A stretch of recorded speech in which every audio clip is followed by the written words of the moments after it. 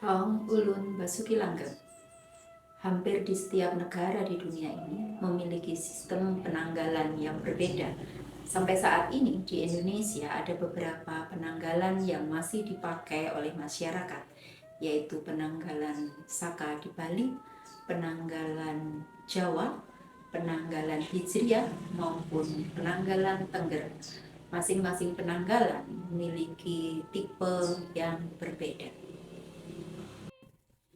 Pengajuan penanggalan Tengger sebagai warisan budaya tak benda Indonesia berdasarkan rujukan kajian ilmiah dari Ayu Sutarto tentang Kamus Budaya dan Religi Tengger.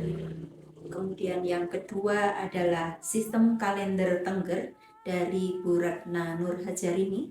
Kemudian yang ketiga adalah Reconstructing the Tengger Calendar dari pendapat De Jong dan Hagemans. Dari berbagai pendapat inilah memperkuat penanggalan Tengger sebagai sebuah penanggalan bagi masyarakat Tengger dan menjadi panduan dalam segala sisi kehidupan mereka. Penanggalan Tengger bermula dari perhitungan penanggalan kalender Saka yang kemudian setelah datangnya Islam berubah menjadi beberapa penanggalan, bisa penanggalan Jawa, penanggalan Saka Bali, penanggalan Tengger maupun penanggalan Hijriah. Perubahan ini dilakukan oleh Sultan Agung, tetapi di masyarakat Tengger tetap memegang teguh perhitungan penanggalan Tengger berdasarkan tahun Saka. Penanggalan Tengger merupakan penanggalan yang menggunakan sistem lunisolar, artinya menggabungkan antara perhitungan bulan dan matahari. Uniknya dalam penanggalan Tengger ada perhitungan yang namanya mecak.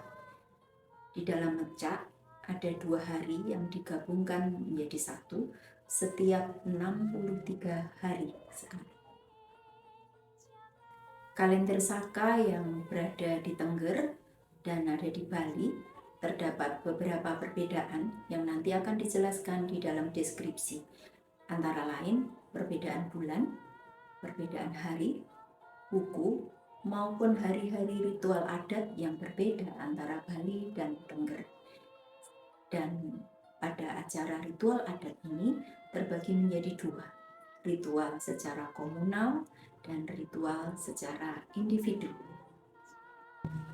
Beberapa ritual secara komunal yang dilakukan secara besar oleh seluruh masyarakat Tengger adalah Yatnya Karo, Kasyaga, Unan-unan yang diadakan setiap 5 tahun sekali, Pujan Kasanga, dan masih banyak lagi.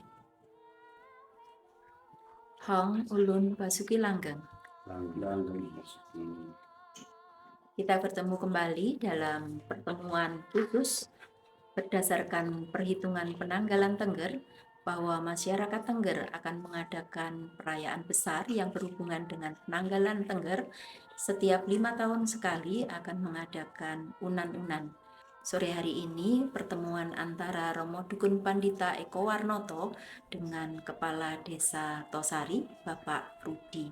Kami persilahkan untuk mendiskusikan segala sesuatu persiapan unan-unan yang berdasarkan perhitungan penanggalan Tengger.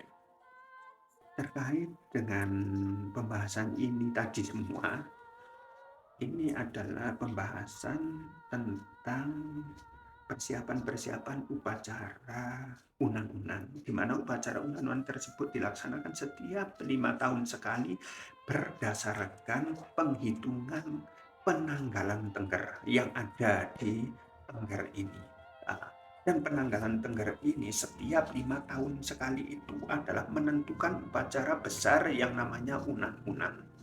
Dan upacara unan-unan tersebut di tahun 2024 ini jatuh pada 23 April 2024, harinya hari Anggara Kasih atau Selasa Kliwon.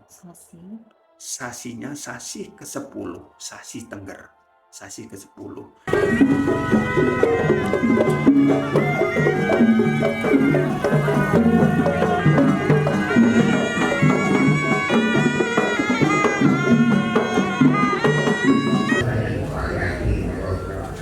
Rami.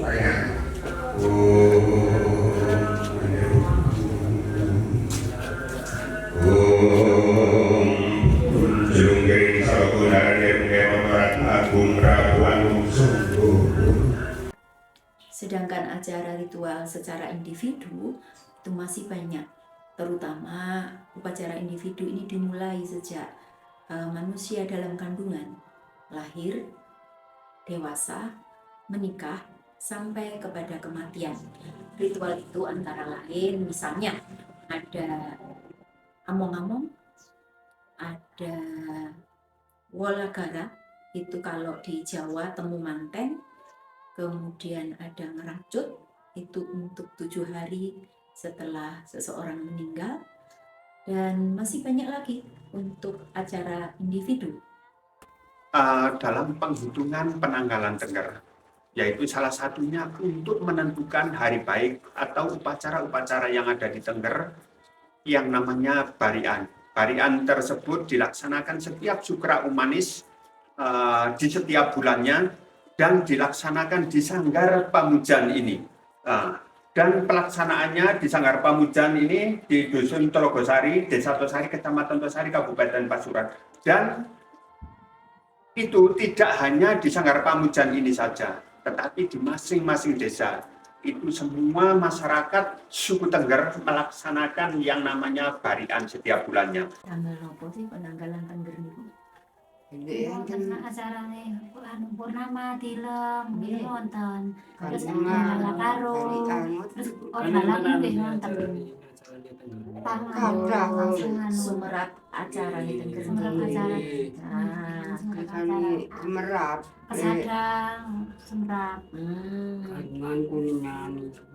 Keuntungannya nopo nek jenengan damel penanggalan hitung-hitungan tanggalan Tengger niku? Untungane mboten bingung, Bu. Lah enten penanggalan niku. Mboten kathik tanger-tanger ning tiang-tiang. Kapan tilem? Nama mboten kathik ngoten. Semerap penanggalan, Bu. Semerap piyambak. Oke. Terus nek teng griyane Pak Dukun kon napa mawon niku contone nek katene ajenge napa mawon. Ajenge membantu ngoten niku. Nggih, kajatan napa-napa pokoke. Kajatan napa mawon Nggih, Pak tanglet Dukun. teng Pak Dukun Pak nggih. Tanglet oh iku tanggal pira ngoten nggih. Nggih. Hmm. Sing sae dinten napa ngoten Bu. Bulan apa? Dihitungaken Pak Dukun. Nggih, Pak Dukun. Terus nek mantun pun disukani tanggal, pun nglaksanaan. Jadi warga Tengger niku rasane ya Rik. Nek wis iso nglaksanaan. Damang nggih. Panjene nggih. Adapun manfaat dari penanggalan Tengger bagi masyarakat pada umumnya, yang pertama, manusia dapat mengingat segala sesuatu peristiwa yang pernah terjadi di dalam kehidupannya. Yang kedua, manusia selalu diingatkan akan adanya acara ritual adat. Kapan dia harus melakukan, kapan dia boleh melakukan, dan kapan dia tidak boleh melakukan segala sesuatu.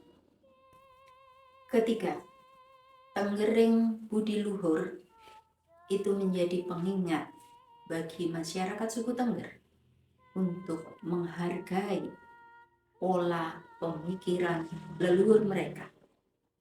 Yang keempat, manusia belajar menghitung hari, mensyukuri hari-hari yang telah dia lewati, bahwa semua karena anugerahnya.